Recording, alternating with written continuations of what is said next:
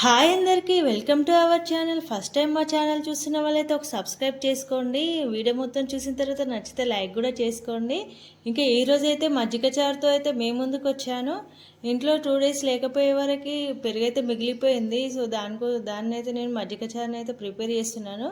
ముందుగా అయితే పెరుగుని ఇలా గిల కొట్టుకొని వాటర్ ఇంకా ఉప్పు వేసుకొని బాగా కలుపుకొని పక్కనైతే పెట్టుకోవాలి.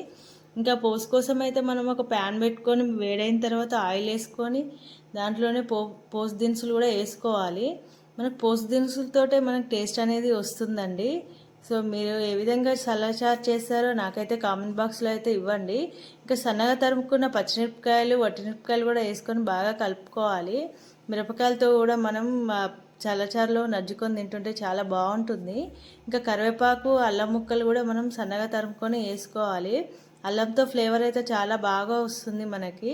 ఇంతే అండి. దీంట్లో కొంచెం పసుపు వేసుకొని అది కాస్త కలుపుకున్న తర్వాత ఫస్ట్ మనం ముందుగా తయారు చేసుకున్న మజ్జిగ చారుని అయితే ఇందులో అయితే వేసుకోవాలి. మరీ ఎక్కువసేపు కూడా ఉంచొద్దు, మనము కొంచెం వేడైన తర్వాత దించేసుకోవాలి. సో చూసారా ఎంత బాగా అనిపిస్తుందో. ఇంతే అండి. దీంట్లో కొత్తిమీర వేసుకున్నామంటే మజ్జిగ చారు రెడీ అయిపోయినట్టే. ఇంకా మా వీడియో మీకు నచ్చినట్టయితే కంపల్సరీ మీరైతే లైక్ చేసుకోండి, మర్చిపోకండి. ఇంకా సపోర్ట్ చేయండి.